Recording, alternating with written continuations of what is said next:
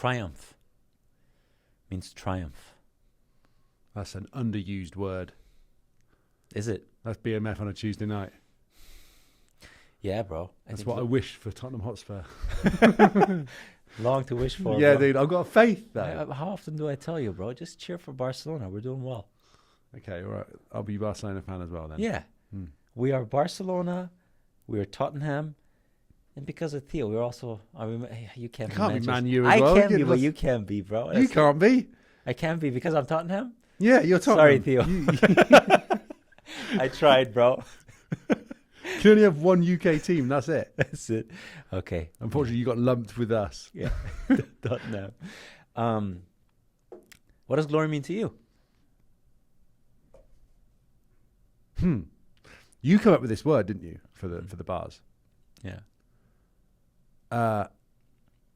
Well, for me, it's got a religious connotation, but it generally means to give all of the glory to. So, how would I describe that, though? It's the feeling of jubilation. Mm-hmm. It's pure, unfiltered joy. Mm-hmm. Who doesn't want to have glory? Who doesn't want to have the glory? Mm-hmm. Who doesn't want to have a glorious day? There's nothing negative in that word. Well, unless you put whole on the end of it, and then it's a bit of a dodgy one. Took you a moment to get that. But I like the word. And I think in the Bible they say something like all of the angels in heaven are just saying glory, glory, glory, glory to God. So it's something So there's that you say to God. Mm-hmm. Glory to God. So God above all else, essentially. Yeah. Praising. And it just feels like a peak condition to be in a state of glory. Would you say you prioritize God? Do I prioritize God in my life? Yeah. Yeah. Your relationship with God. Yeah. Would you say that's your more so than ever at the Yeah. moment? Yeah. Would you say is it the thing that occupies you more than anything else in your life? No, I don't think I've gotten to that point yet. It's something that I know I need to spend time in the presence of, in communication with, following the voice of, understanding the word of, finding within anyone else the strength of. Yeah. And we've said many times before about even using the word God not being enough of a thing you can't encapsulate what that is, because it's everything and nothing. But yeah, I mean it's the lot. Mm-hmm. It's a good driver for your day. Like for example, I'm doing the Bible in a year at the moment. So every day I have an app, and it gives me Bible reading. It gives me like a breakdown, like a real life practical kind of, this is this, and it kind of separates out the three things that it's going to go through that day, and then it reads you the specifics from the Bible directly. 15 minutes a day, I'll do the Bible in 365. So I'm on day 70 something or whatever that is, because it's March. And I feel like 15 minutes a day is more than enough if you actually not just read it, but absorb it and sit with it. Mm-hmm. There's one thing just reading the Bible, but there's another thing like absorbing that. You can literally sit with one sentence, one verse, and think about it and fill weeks up with one verse and how it relates. That's how deep and rich the religious books are. So I like the fact that it's 15 minutes a day. Yeah. You can really absorb that. Yeah, and my dad has probably gone through reading the Bible every year for the past 40 something years, because there's always going to be some new way that you can interpret it, or there's going to be something else that's going on in your life that you can absorb some new perspective on your situation, and that wisdom guides you. There's different ways to read and translate the Bible, but what is absolutely true is that you shouldn't be reading it to get through it. You should be reading and letting it sit with you. Yeah. There is no point otherwise. But you're not going to just read it in order to regurgitate it. Anything that you read, like you read a book to absorb yourself in it and to be in that place. And you can probably agree that the Bible is one, if not the major piece of combined information, stories, etc., that has existed in all of humanity, and that has made one of the biggest impacts. So whether you are Christian or Catholic or whatever denomination of something that you are, that book has in it something that is connected and related to so many people across all times and cultures, that it has withstood the test of time since it was compiled. I just feel that, as a bookworm, like my mum's a librarian, so I like books full stop. You want to read the literary classics. So to some degree, I want to go and read Moby Dick and, Sense and Sensibility. I want to read The Lord of the Rings. I want to read, whatever the ones are. But there are classics. William Shakespeare wrote some classics, bangers. The Bible is one of those, if not at the top of the list. Some slamming stories in there with still real world application. And I was talking to this girl the other day who lives in the building. She's a Christian dating coach. First of all, I was like, that's interesting. Tell me about it. So we sat down and she's talking to me for about 45 minutes about stuff. And she was talking to me about how she hasn't found the right church for her in Vegas because they preach in a different way to how she feels the Bible should be preached, which is she wants to go deep into the cultural background and the very specifics of the verses, as opposed to it being too kind of placed on, this is the everyday version of this. She wants to really go deep into what was happening at the time, why is that relevant, what does that mean, and see it from like the Greek, Hebrew translations. And I was interested in that. For me, we all learn in different ways. We all understand things and then relate and apply it to our lives in different ways. Some people are visual learners. Some people are, it doesn't. I don't think it really matters how you're learning something.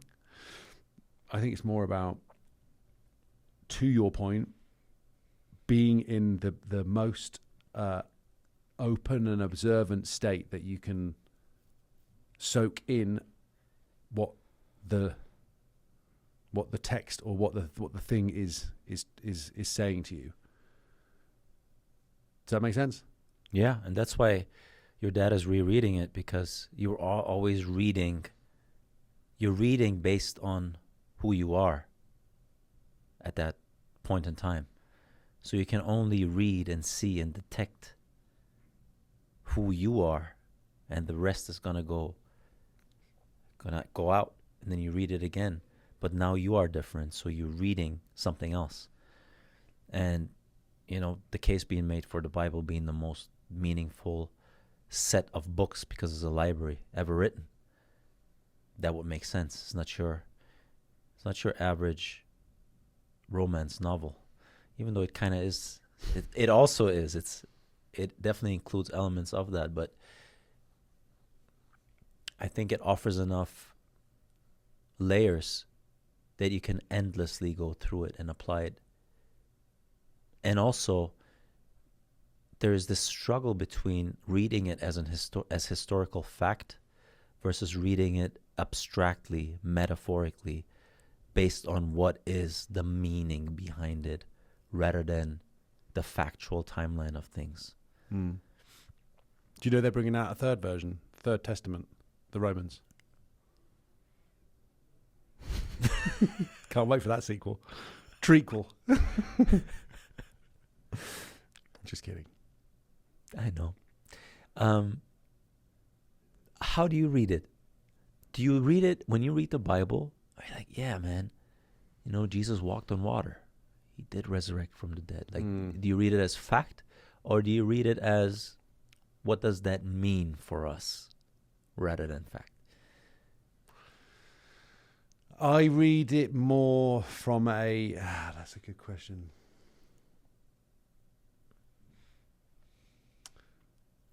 I read it more from a Christ consciousness perspective. I read it more from a Christ is within me perspective.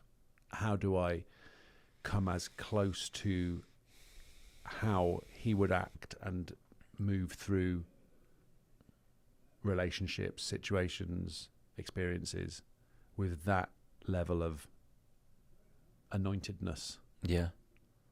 That level of glory. Yeah. And I think that is the way, because look, him as the Son of God and us all being sons and daughters of God, that's an easily relatable, easily understandable way to position ourselves as God made flesh, and that we need Jesus to we need to accept Jesus, the teachings of, the way that he lived, and him dying for us, in so much as, when you can take that literally or figuratively, I don't think it doesn't need to necessarily be so specific where you have to prove to somebody or anyone that he was a living person, because most of the evidence that we have says that that was so anyway. It's more about getting to a point where you accept that you're a sinner and that it's okay because you've been saved, and to go with the understanding of what Jesus is dying on the cross meant for humanity, and then how that can be your guiding light or the way for you to point your compass through life. That makes more sense to me that way. So for you, it's like a blend of both for you.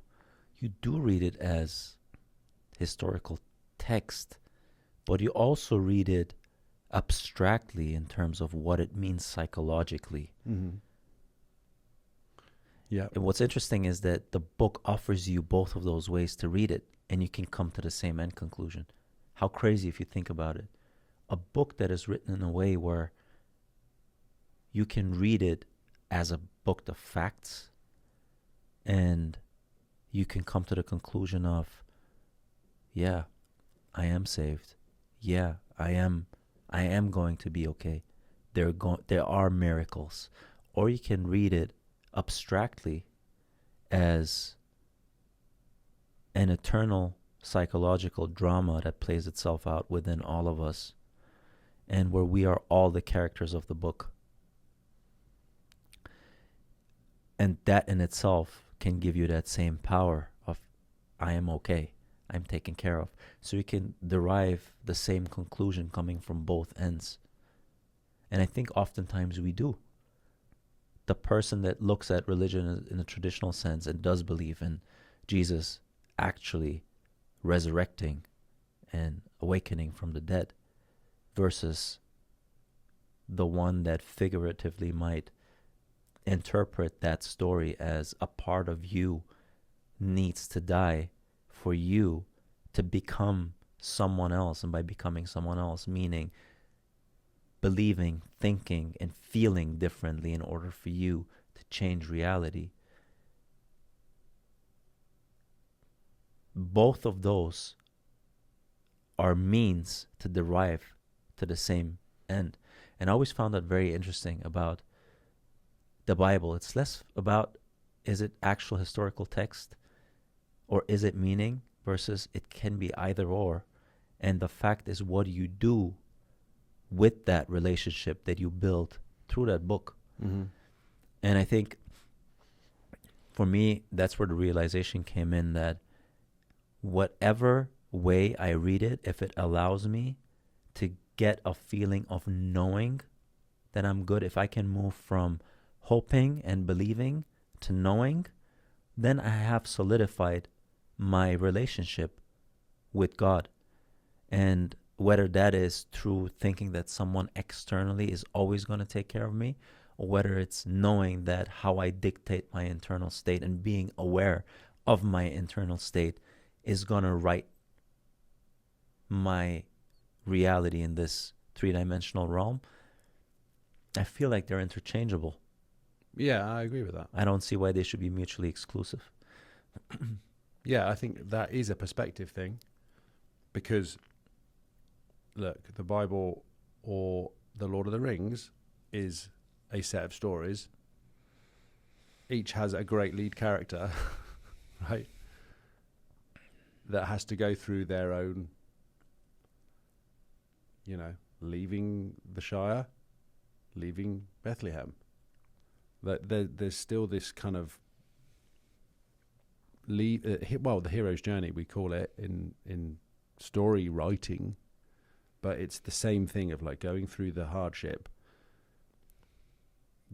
fighting against the dragon or the devil, and then coming back to go, like the death of and reincarnation of, and then return to.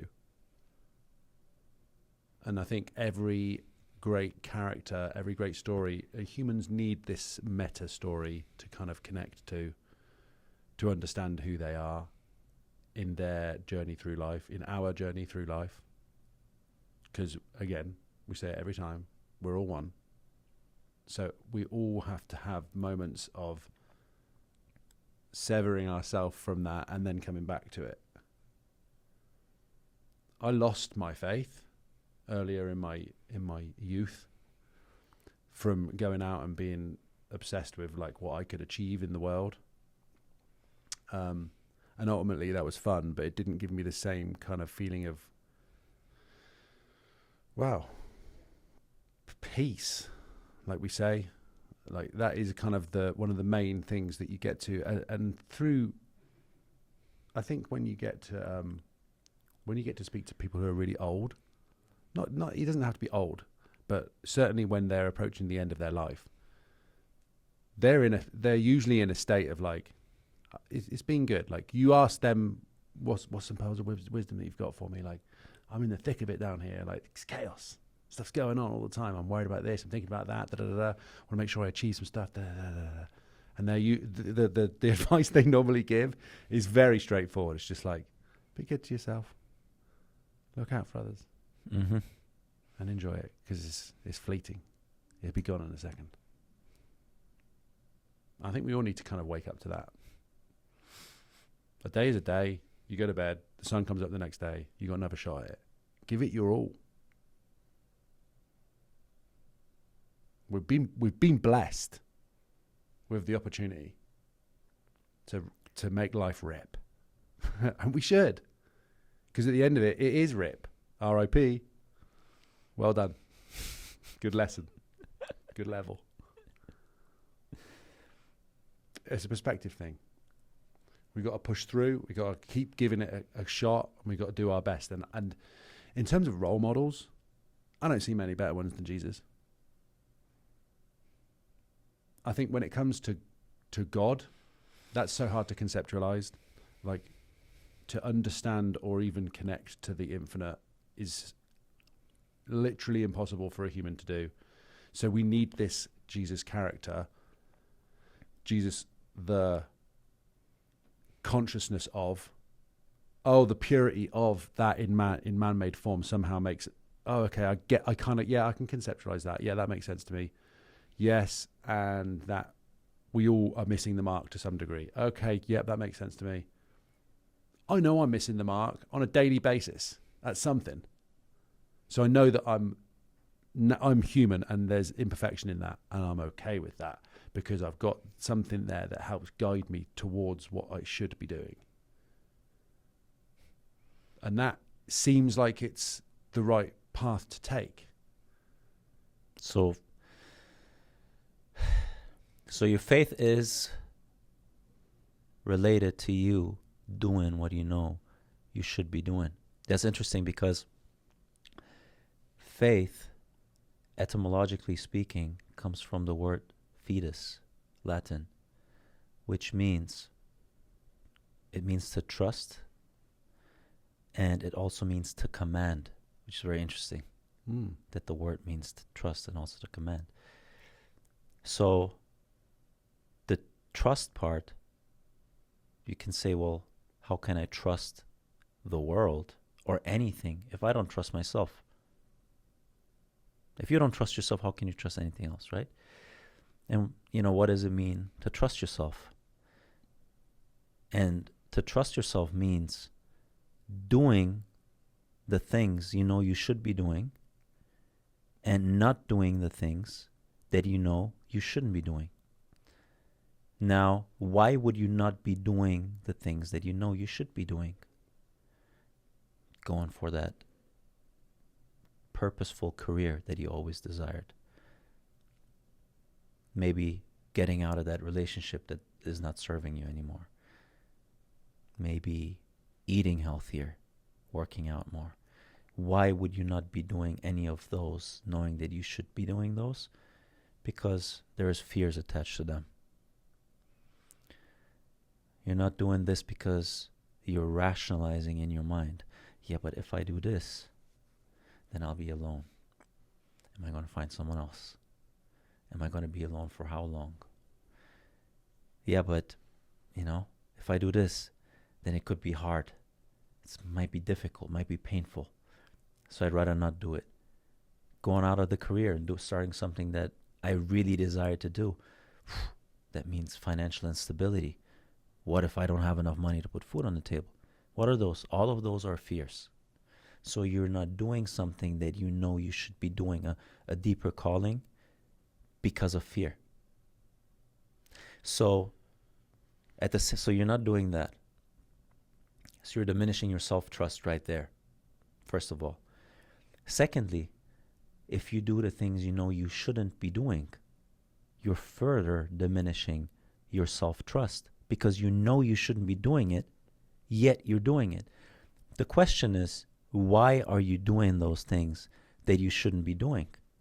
And those could be ranging from all these hedonistic lifestyles, like going out, drinking over and over. There's nothing wrong with those, but I'm talking excessively, where you're doing those to create some type of adventure to get out of your mundaneness, to the point where it actually deteriorates you as a person.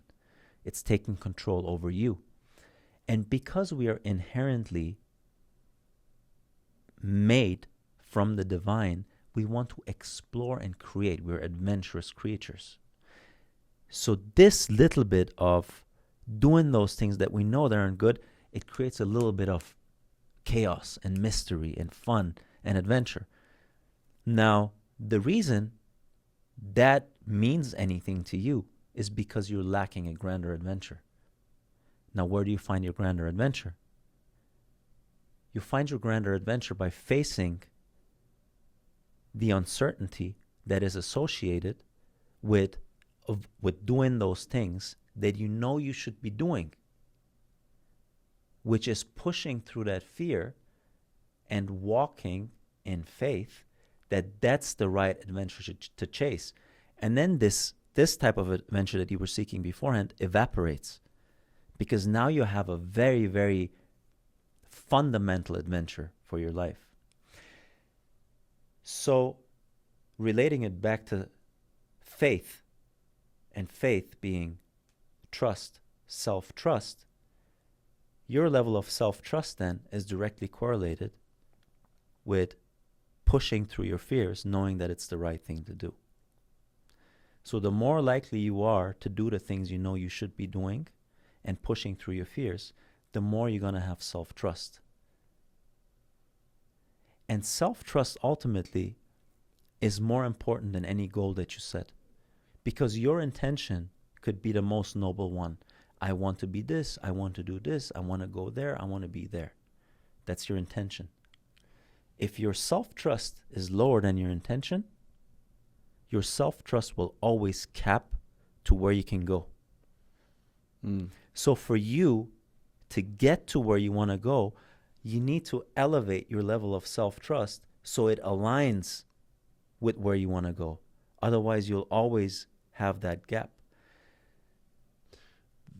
Two things come to mind. One is this disparity between the intention and the self-trust makes me think of this phrase, when we're under pressure, we don't rise to the occasion, we fall to our highest level of preparation.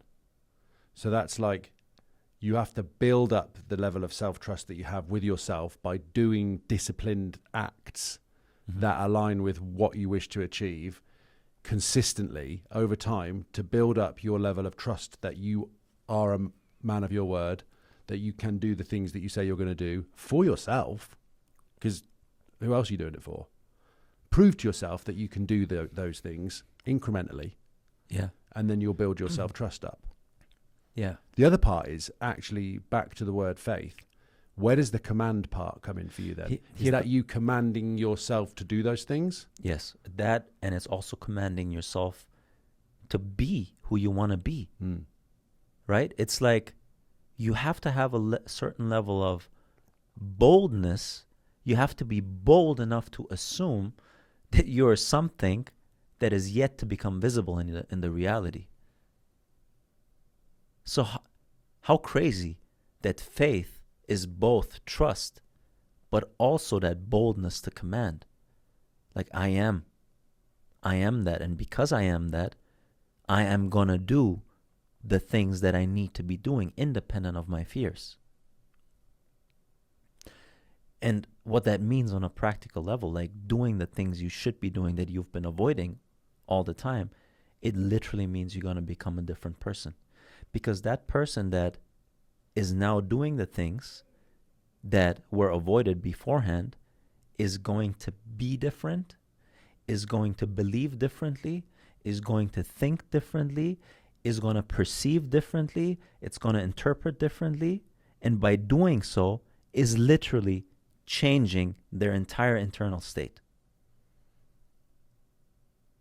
Yeah, we always talk about beliefs and how to change our beliefs. And I guess you want to, you want to be as aware as possible that what you currently believe may be false, and to stay as open as possible to new data, to explore untapped potential of what you can be or become. In order to change your beliefs, you fundamentally have to change your behaviors then. You will constantly be the same if you do the same things. And that seems like an obvious thing to say, but of course it is. You're not going to be able to run 100 meters in whatever seconds if you don't get to start running then. So whatever that is for that person, whatever you want to become, you have to begin to act that way. You have to begin to first see yourself that way, and then command the belief that you are that. And then crack on. Changing the beliefs to beliefs that align with who you want to be is the most difficult thing you can do ever. There's nothing more difficult than that. Because most people, myself included, will say, oh, I'm not or I can't do, followed by whatever the thing is. Well, it's also that your core beliefs, again, are stored in your subconscious mind. and they're a result most of the time of your upbringing and your early life experiences. So because they allowed you to get a grip on reality, they're operating as a fundamental part of your operating system. The more fundamental a belief is in your operating system, the more likely you are to hold on to it. Because the moment you would change a belief so fundamental, you're changing not only your present and your future, but also your past. Because now when you look back at something from that new belief, you're looking at it from a different lens. So that can be quite painful. So because past, present, and future change with changing a belief, the more fundamental that belief is, and the more it allows you, believing that it allows you to get a grip on reality, the more you're going to hold on to it. It's actually very interesting how neurologically beliefs are formed. So when information comes in, if it poses an immediate threat to you, your amygdala is involved, which is your fight or flight response. So if you're like, I'm going to kill you right now and you're going to come and attack me, it doesn't even go towards the prefrontal cortex and to the hippocampus. It's like immediate physiological response to it. Now, most of the time, luckily, that's not the fact. But what happens is that bit of information is going to go through, after being filtered through the amygdala, is going to go to your prefrontal cortex, which is the part of you that makes sense of things. So the first part is, well, is what he's saying making logical sense? So your prefrontal cortex is involved in that.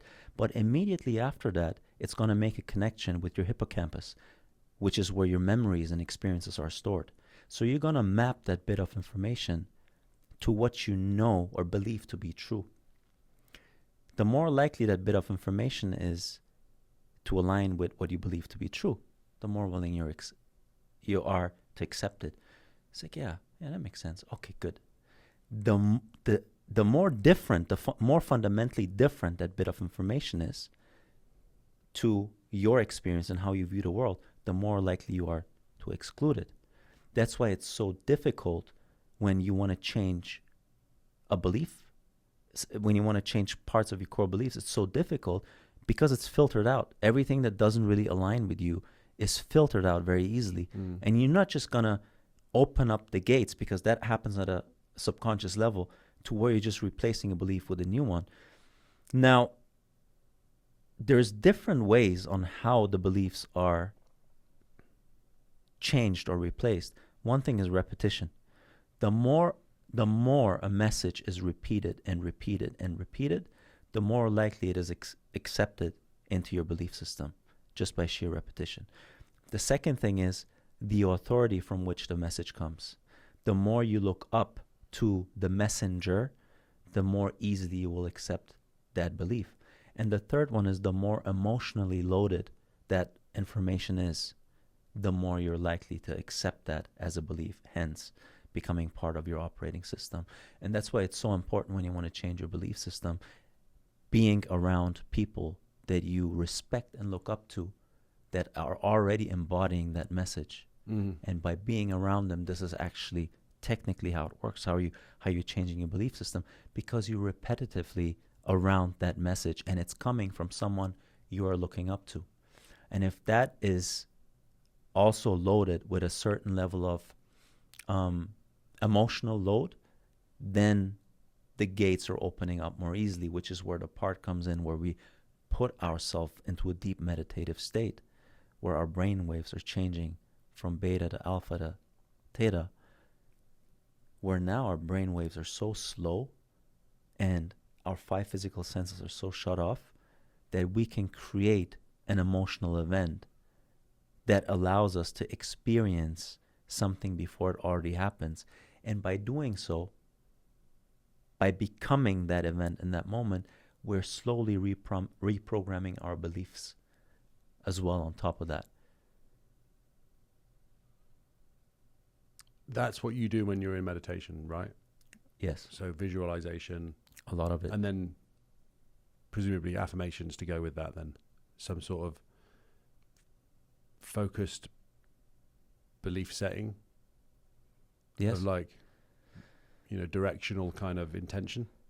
Well, first of all, I try to go into nothingness. The first part is like being at a place of peace and calm where I feel like my thoughts are not just going all over the place. So once I reach a state where I'm like, okay, I'm peaceful enough and calm enough, then I draw up a scenario that aligns with something that I want to have or want to be. And I put characters and situations in there of how it would play out in real life. Like, what would happen if you were to accomplish your goals? Someone will come and congratulate you, someone from your family, shake your hand, hug you, kiss you with a smile, right? So if you're able to experience that in your imagination and you feel that, it's a real experience. And then you just go and experience that again and again as many times as you possibly can. Mm-hmm.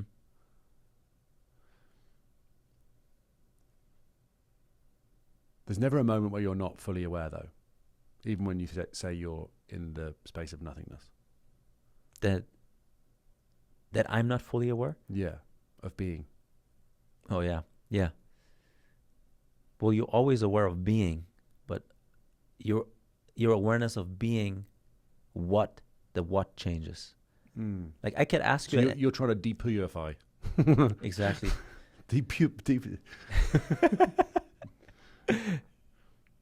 Yeah, okay. I guess I need to try that more. I do some like astral projection type transcendental meditation where I kind of feel like I've disconnected from myself and then I come back to myself. When you say disconnected from yourself, how does it feel? Well, I mean, it almost feels like sleep. Maybe I'm just napping. But it feels like I've left my body.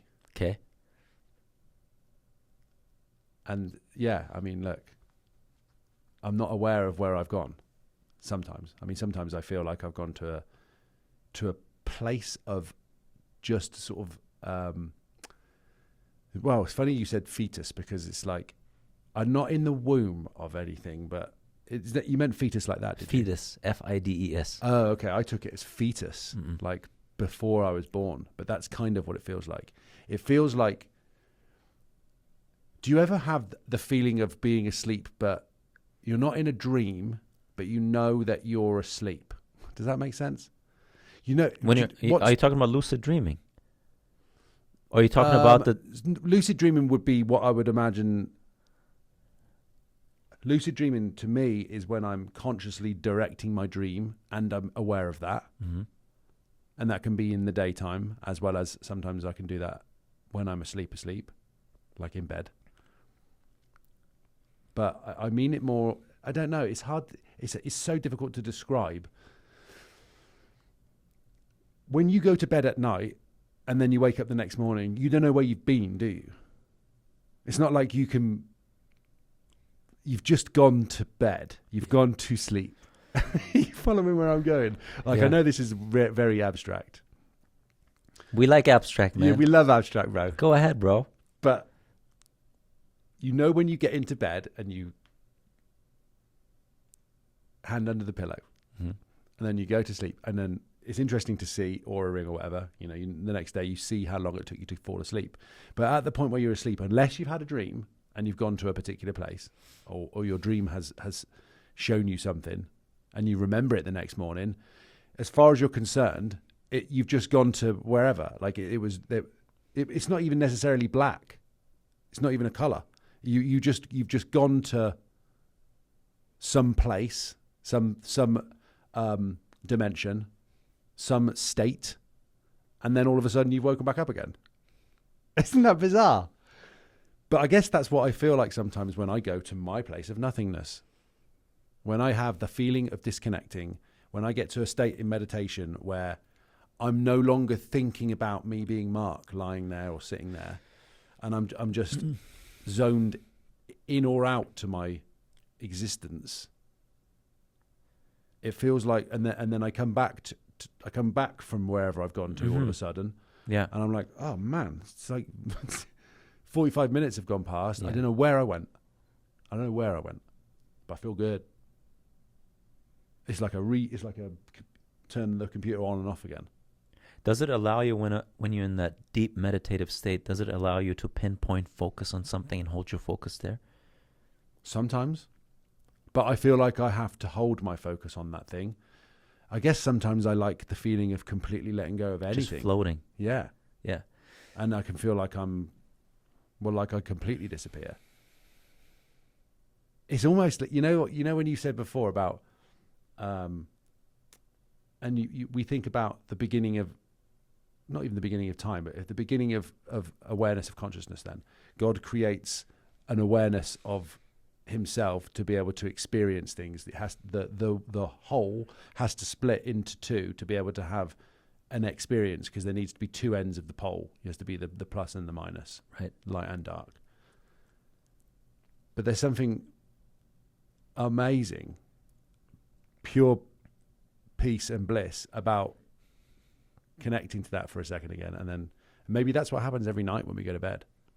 Maybe that is what we're doing. We're becoming one again with everything, and then each day we become individualized again. I know I've gone way off target there, tangential, but I'm not expecting you to even know what to say to that. I'm kind of just thinking through. I mean, going back to that, unity essentially means you're going home, so it should be feeling good, right? When you Do we not feel good normally after a good night's sleep? Yeah. Yeah. I think even in deep meditation, when you go to that place of unity, it's when you're able to transcend that polarity, you already kind of like you have everything. You become everything. So you won't have a lack anymore because you're connected to everything. So, when you say giving yourself something before the world gives it to you, that's the place to do it, because that's where you're connected to something that is grander than your individual self. And once you experience that, it feels light, peaceful, blissful. For me, it always feels like I'm floating in a float tank almost. But for me, when I know I'm in a deep meditation is when I can go from there and zoom into one point and hold it there and let go of it again. It's almost like a superpower, like the limitless pill from the movie Limitless. It feels like that to me. So that's why I can play in my head out a scenario. Yeah, I remember you telling me about you watching it as a movie, like almost like a movie, but you're not. You're trying to feel that state. Yeah, point of view. I'm trying to be in that moment. POV. I'm not trying to look at it on the screen. I try to, just feel it like it would be. Like now I'm sitting in front of you. I can feel my soles hitting the ground, right? I can feel my arm on the chair. So you zone in on the feeling state of it then. Yes, but that's the visuals. Like there's a door, there's a room, there's a wall, there's you. Smell, everything, man. So the more, and that's why when you can shut your 5 physical senses off, that's why only then are you able to do it. Otherwise, that's done for you by your 5 senses. So you need to shut them off in order to paint that picture. And Joe Dispenza always says, how do you expect that you can change your reality when you're not setting time aside every day to create your reality? So creating your reality means shutting your 5 senses off and doing that in your imagination at a place where your brain waves are so slow that you're not having everyday thoughts and my boss texting me here and there interfere with that picture you're painting. And that's where the experience becomes real, because your subconscious is registering that as real. And the more you do that, the more you're writing your own reality, your own operating system. Yeah, he also calls that collapsing your future towards yourself. Like that is where you do it then. You basically go into that blank canvas state of mind and then you paint the picture in front of you. And that's when you realize that everything you want out of this world is just a feeling state. Yeah. When you realize that actually all you want to do is feel a certain way, anywhere ranging from peace to bliss to love to gratefulness, like everything, your job, your girlfriend, your nice car, your nice clothes, your relationships with friends, you're doing all of that to feel a certain thing. If there was no feeling attached to it, you wouldn't be doing anything. That's why feeling is the universal currency. So if you can feel something before it happens, it's real. It's registered as real. And it's written into your operating system as something you've already have experienced. What are the top 3 feeling states for you then? Peace, peace, and peace. Where is glory? Peace? Peace, man. Ultimately, it's peace. I like to feel good with. I like to feel good without. I like to feel peaceful when it's there. I like to feel peaceful when it's not there. I like to feel peaceful when there's turbulence. I like to feel peaceful when everything is going perfectly. I just like to feel balanced. What is peace to you? Peace to me is when nothing around me, nothing in my external environment, and no one in my external environment dictates an emotional reaction from me. When I can allow myself to feel something and allow myself to feel good, balanced, and joyful, independent of you saying something, that doesn't mean that I'm not experiencing positive emotion. Quite the opposite. It just means that I am allowing myself to feel what I want to feel. So that gives me control over my state of well-being. If I can remain centered when life around me is chaotic, I have self-mastered to a certain degree. And the more you're able to do that, the more you're going to be the creator of your reality, because your reality is going to be created based upon how you feel most of the time. So if you are in a state of peace, what does that look like? You cannot, it's very hard to communicate something that is not rational. It's a feeling. So I'm communicating to you a feeling now. And the best that I can describe it is an inner state of balance, almost like an even water that is not going up or going down. It's almost like, imagine looking at a lake that's just floating. Like that type of peace when you're describing looking at a sunset. Mm-hmm. That type of thing. It doesn't have to be like that insane amount of, and it really never is, that insane amount of dopamine. Like when you're like, yeah, man, this is so much fun, that roller coaster dopamine. No, it's literally just everything is okay. Everything is good. I'm taken care of. It's almost that feeling of, it's a feeling of quiet almost. An absence of crazy chatter. It's interesting because, you know, what you were saying earlier about how we are naturally adventurous creatures. We're drawn to the adventure. And dopamine, I guess that probably is coming some form of adrenaline from our ancestry or something, to that feeling of excitement of like we have a coffee and then we feel like, let's go. Yeah. What is it? What's next?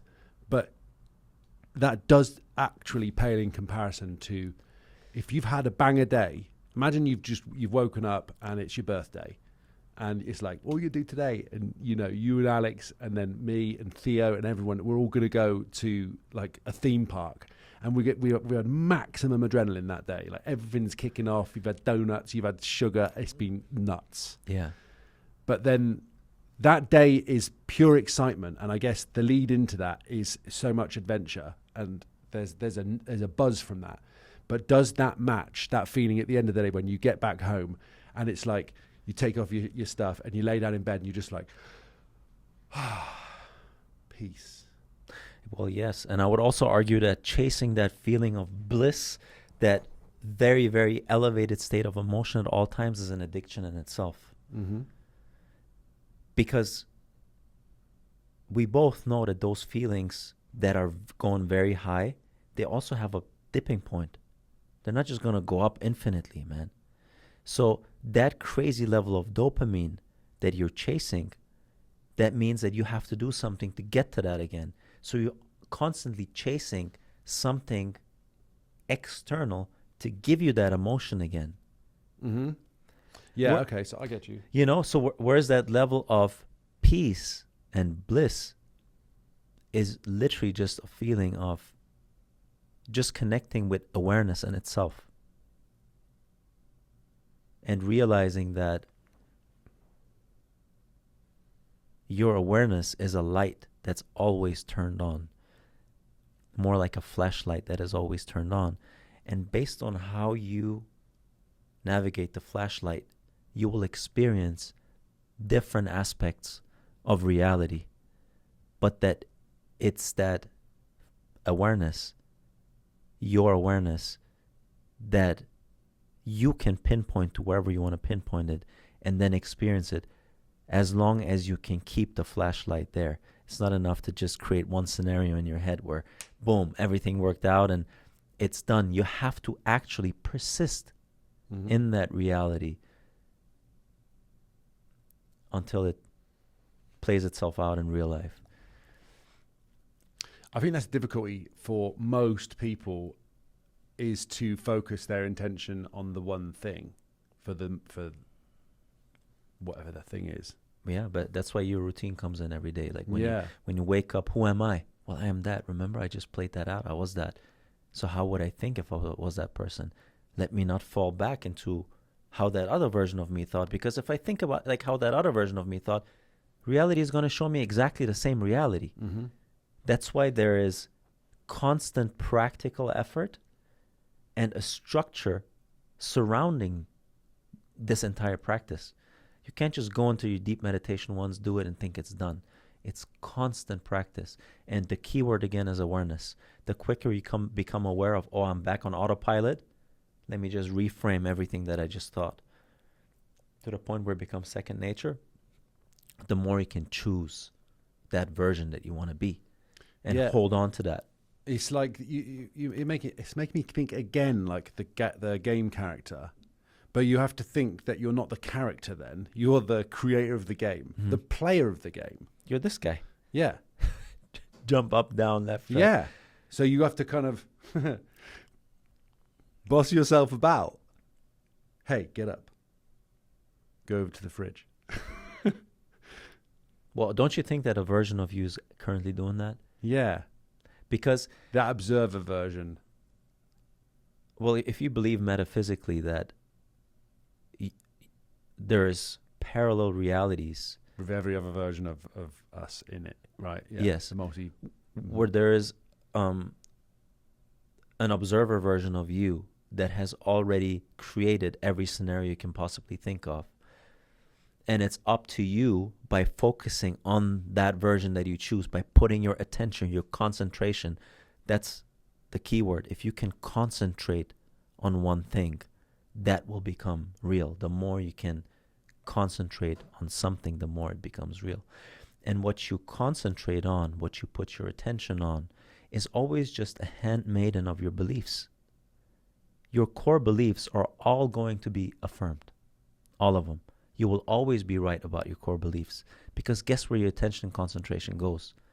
It goes out to the external environment like an antenna, and it's going to seek out events and people in the things that exactly map onto your beliefs, yeah. And then interprets that event that has infinite interpretations, just so you can go back and say, see, I was right.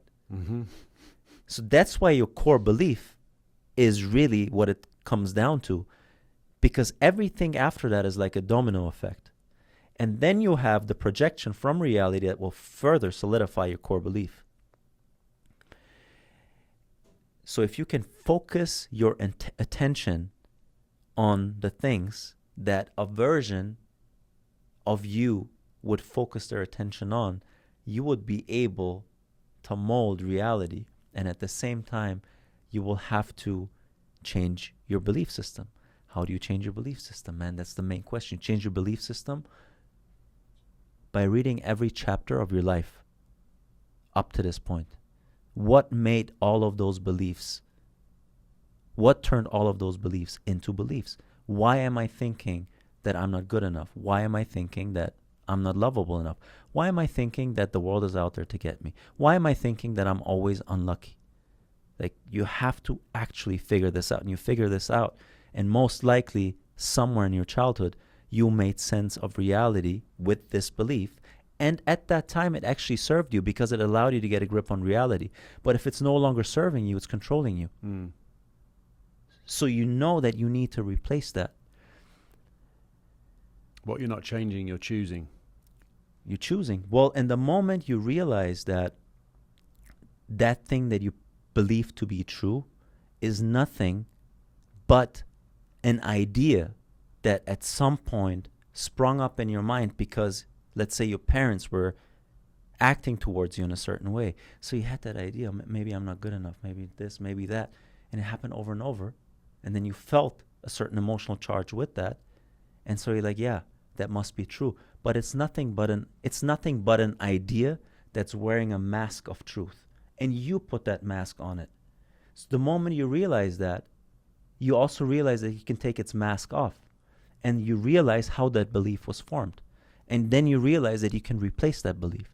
And the moment you replace your belief, because every belief is going to find its way to be affirmed through its handmaidens, attention, focus, and interpretation, then the reality is going to play itself out based on your replaced beliefs. But it requires awareness and continuous work. How do you just get more aware then? I think you prioritize it.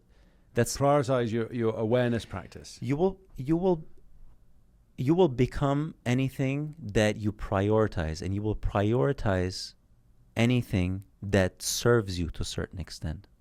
So the moment you realize that awareness is your biggest shareholder of reality, you should prioritize nothing more but your awareness. Let's change that word then to something else. Not for my sake, because I get what you mean, but like make that awareness, like prioritize catching the way you think, you speak to yourself, about yourself, to yourself, about other people, how you feel about events, why you think the way you think, what you believe to be true. Observe yourself at all times as much as possible. Prioritize that. How do you prioritize that? Anything that makes sense to you to be prioritized, you'll prioritize. Again, why do you prioritize getting up and going to work? Well, because I have to make money. Why? Because I have to survive. What else? Well, because I want to find a wife. What else? Because I want to buy a nice car. So actually, you're prioritizing going to work because there's a certain element of survival, creation, and progression attached to it. Why would you prioritize awareness and listening to yourself from an observer standpoint and analyzing every thought you have? Because you realize that that has the biggest impact on your reality. Until you make sense of that way, you will never prioritize that to that extent, because again, it's going to sound like woo-woo to you. You will have to actually be convinced. You have to be convinced that that inner monologue is the most important thing in the prediction and the outcomes of your life. And if you do that, then you're going to work on it as much as going to the gym regularly. Mm-hmm. And to your point earlier about the physical being the kind of initial gateway to that, because it's visible to you and you can see that after 30 days of eating well and going and doing regular exercise, you will see a physical change in your body in the mirror. Mm-hmm. So you know that you can map that directly to those choices, and you can go, I saw an incremental improvement. So if I stick to this for 60 days, I can get to this. That's clear. It's trackable. Mm-hmm. The faith thing is difficult because it's not so readily available to be able to see it until you've looked way back on something. Yes. And to convince yourself is tough, because your your experiences, everything that you've been through is always talking you in and out of those things to keep you where you're at, to be like, no, it's comfortable and warm here. Yeah. You're used to this. You don't need to do that. Yeah. Because this is easier here. And it's like, no, dude. I want to level up. It is so true, man. You have that challenge with your internal state being unobservable for some time. If you're actually changing the entire focus and looking at the physical reality right now and linking it to things that you've thought in the past and monologues that you've had in the past, and seeing the connection between your reality right now and the thoughts from before, then you can actually make sense of it. Because then you realize that reality right now is simply a time-lapsed, frozen snapshot of your consciousness. And when you realize that, it gives your inner state right now an entirely different meaning. Because you're realizing that really the only thing that you have to change your reality, besides the hustle, the action realm, which is going to get you, it's going to get you somewhere, but the action realm is always operating at the realm of effect. The physical plane is the plane of effect. The plane of cause is the inner plane. So the moment you realize that, you know that this thought that you're having right now, or the cluster of thoughts that you're having on an ongoing basis every day, are going to dictate tomorrow's reality. That in itself is going to give you a sense of, man, I should be prioritizing that. But you need to have that aha moment of, yeah, my life right now actually is kind of what I always believed about myself and about the world to be true internally. So you have to make that link first. And then when you make that link, you can use that to go forward.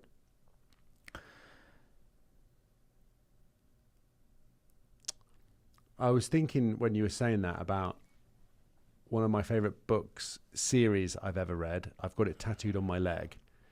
It's called The Dark Tower. The lead character in that is this guy called Roland. He's a gunslinger. So it's kind of set in a dystopian like futuristic kind of desert type cowboy westerny type things by Stephen King. And there's a phrase that's used in that is, I've forgotten the face of my father. And to tie this back into kind of God or a grander viewpoint and also our lineage, in my hardest times, I was repeating that that phrase because I had disconnected from this grander purpose of knowing that I have, and I want to be a father at some point as well. So I think that there's this kind of understanding that we are sons of a father, and that, you know, rewind all of that back. There's some grandfather that we are in the path of kind of evolving through.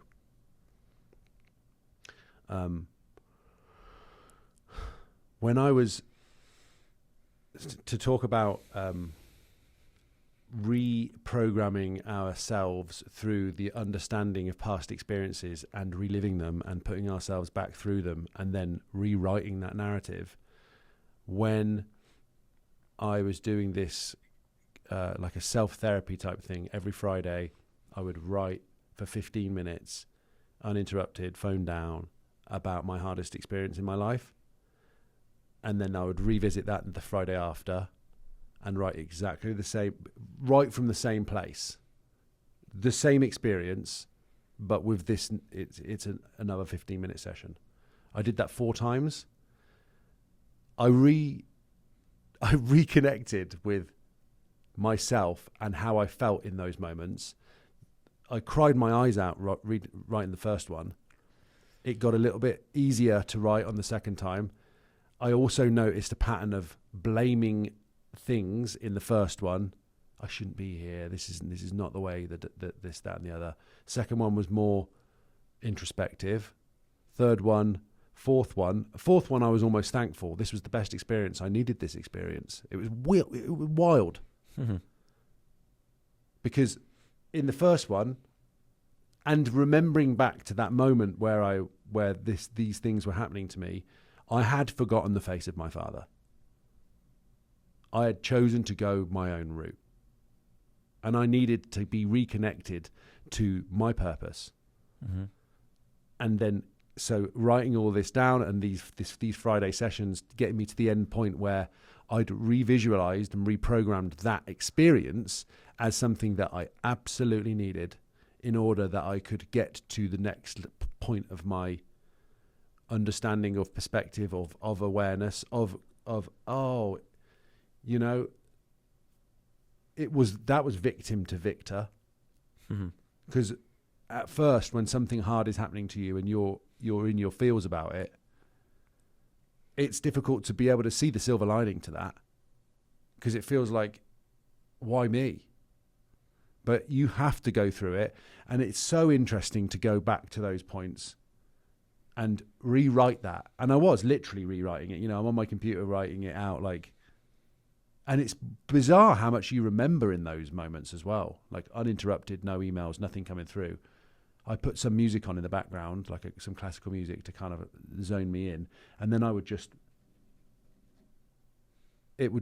come out of me. Honestly, there was no gaps. It was like, I can't believe I'm writing that. Oh, I felt like that, didn't I? Tears rolling down my face. Mate, it was so impactful. But I say all that to show that at the end of that experience, and to rewrite that, made me see it in a different way. Made me accept it as what I needed. I love that, man. And essentially, you faced the uncomfortable proactively, voluntarily. You faced that shadow part, that thing that you would rather just bury away and not face again because it's so uncomfortable and it's so scary, and it was so scary. And I was disappointed and ashamed in myself at that point of what I was doing and who I was becoming. It's hard to accept that that's who you are sometimes. We all have been people in our lives that we are disappointed with. That we have to realize that all of those experiences are part of the journey of being better. Because how else are you going to be able to beat the level if you haven't died a few times? Mm-hmm. You have to kind of fall off of the ledge and go, we don't want to go into the fiery pit bit. Okay, fair enough. Okay, try the level again. And the beauty of that is when you're afraid of something and exposing yourself to that, how do you face that? And it's being courageous, because courage is the polar opposite of fear. And that's the beauty of, we always talk about transcending this three-dimensional realm and, looking through your God's eye. The beauty of this realm is everything exists in twos. So if there is something that you're experiencing on one end, there is the same thing just vibrating at a different level on the polar opposite end. So if you're feeling the fear, your ability to transcend that is tapping into your courage. Having focus on courage, focusing on the things that you have done that are courageous, will allow you to transmute that fear. And by doing that, you're actually building more courage as you go. This is a super valid point as well, actually. You've given me a bunch of ideas there just on various things to help. So almost like when you have a situation that comes up or something that feels challenging, you ask yourself, what am I feeling? And the answer might be fearful. It might be insecure. It might be whatever the word is, whatever the negative word is. And then you say, what's the opposite of that? Yes. and then you find that thing, and then you go into your hippocampus and you say, when are some examples of times that I've been that? And then you replay those moments. I was courageous when I did this. I was strong when I did da. And then you come out of that and you shake it off, and you inevitably feel a little bit better. Exactly, man. I mean, think about it. The reason you're feeling afraid is you're having the flashlight on something, some event that you're trying to avoid, or something that feels uncomfortable. What you're doing then is you're putting the flashlight on its polar opposite, on courage. The more you can concentrate on the opposite, the more likely you are able to overcome that feeling. It's the same. There's polar opposites for everything. For shame, it would be positive pride, something that you're proud of, that you've accomplished. For hate, it's love. For feeling unable, it's to feel able. Like whatever it is that you're feeling, focusing on the other thing and doing that really consciously and practicing that consciously, it will change the way you feel, because ultimately your concentration now is going towards where you're directing it to. You're taking it off that autopilot, which is, for most of us, this autopilot of fear.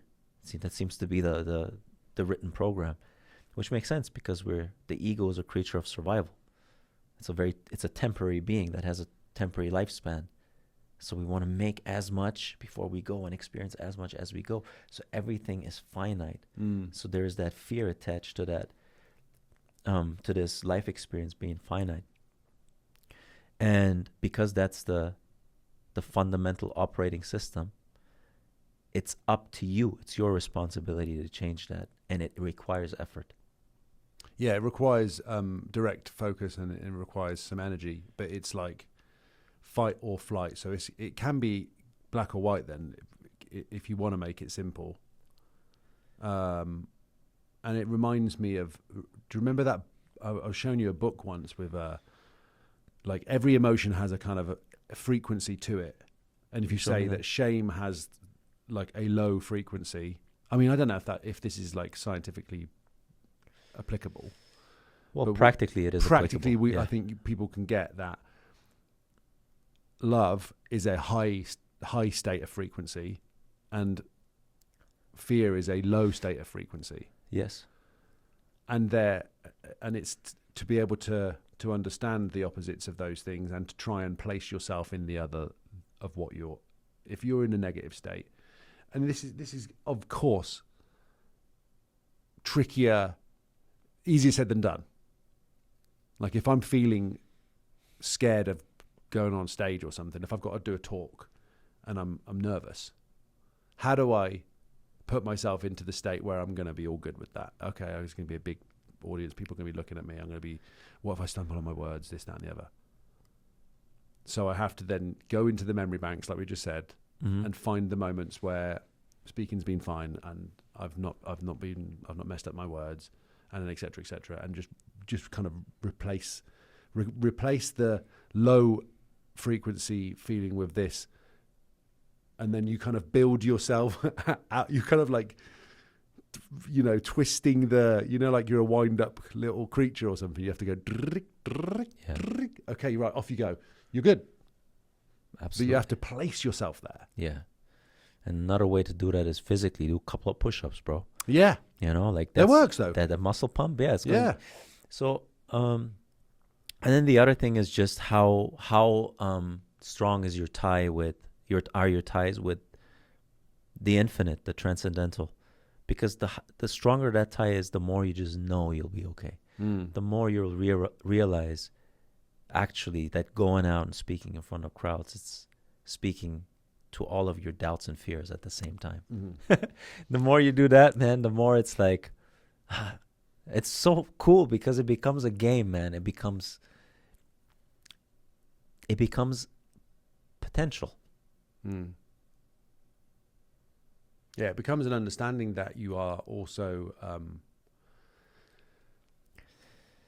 patching up the parts of yourself that have those gaps, and that everybody is also experiencing their certain gaps in themselves, and we can all help each other out to get through certain things.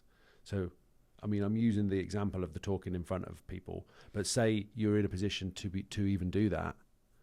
You're talking about something that you've been through in order that it can help someone else, and that they can relate to it, because that is powerful. And that is how you get through things. Like, you've got to be prepared to be like, you know what, this is it. Sometimes the house of cards falls down, but you can rebuild it. And you know what, you can probably put an extra layer on, because now you've learned how to build it to this point. You can try another one. Yeah, or you can give it a stronger foundation. Or you could try it this way. Gives you an opportunity. This is the seeing the failure rather than as a failure, than as an opportunity to do it a different way.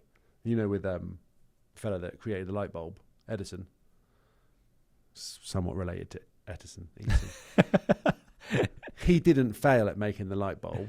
One of his phrases that he said was that he just found 10,000 ways to not make one until he got to the point where he made one. And the common factor with most successful people is not that they had any special talent. It's just that they didn't give up. Yes. And, that reminds me of, you know how many New Year's resolutions fail? You know the number? I think it's over 95%, something like that. And the reason is, let's say one of the New Year's resolutions is I'm going to get in shape. So go to the gym, first month good, go eat well, da-da-da. As soon as the rain hits, I say, yeah, it's a little cold today, man. Maybe today I can skip. It's a bit painful. Today work was long. Maybe now I can skip. So it goes away, right? It's that persistence that gets you to it. But as long as you're only operating on the action plane, make the plan. I'm going to the gym Monday, Tuesday, Wednesday, blah, blah, blah, blah. Do it. If in your head, you are not already the one that knows that he is fit, you will always revert back to your mental state. You cannot out-hustle your inner state. You cannot out-hustle your frequency. You absolutely should be doing that to build that level of self-trust and self-respect up. But at the same time, if you're not painting a clear image within who you already are before it is visible to other people, you will find every reason to give up when it presents itself. And so Edison knew, man. He knew that light's going to turn on, bro. And he knew that if he went hard enough in the paint, that he'd get the glory. That's it, man. And so he did. So we are lit. Yeah. All right, man. Cheers, Boise. Cheers. Prost.